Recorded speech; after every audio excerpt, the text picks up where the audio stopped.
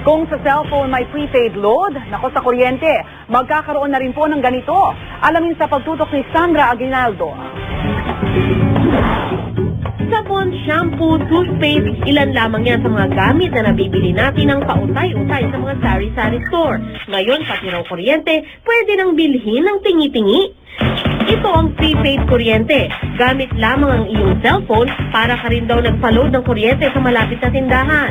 Dahil sa halagang 100 pesos, makukonsumo mo na ang iyong kuryente sa pamamagitan ng tinatawag na electric load o e-load na pwedeng umabot sa 2 hanggang 3 araw.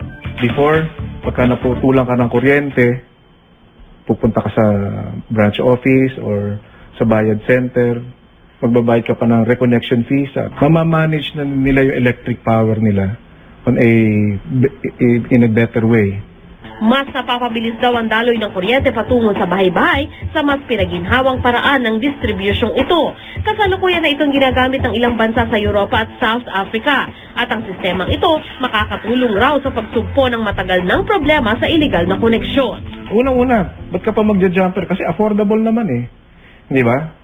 Ang mga nagja-jumper lang naman ng mga kababayan natin, yung talagang dahil naputulan, dahil walang pambayad, pero kailangan ng kuryente.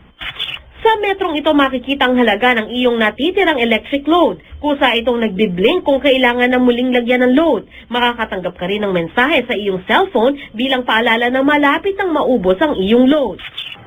Pero ang tanong, approved naman kaya ang sistemang ito sa ating mga kababayan? Sa akin yun mas, yung pipila pa rin sa Meralco. Kasi masigurado. Sa ngayon, sa hirap ng pera, sa hirap ng buhay, mas maganda yung ganun. Mas kaysa yung sa ginagawa ngayon.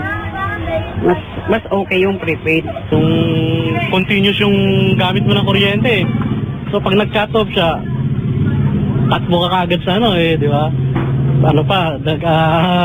Tawag doon, abala pa sa oras. Sa Hulyo ng taong ito, inaasahang magiging operational ang prepaid kuryente sa lahat ng lugar sa buong bansa. Matapos maaprubahan ng Energy Regulatory Commission ang ilang electric cooperatives na katulong sa pagpapalaganap ng makabagong teknolohiyang ito. Sandra Aguinaldo, nakatutok, 24 oras.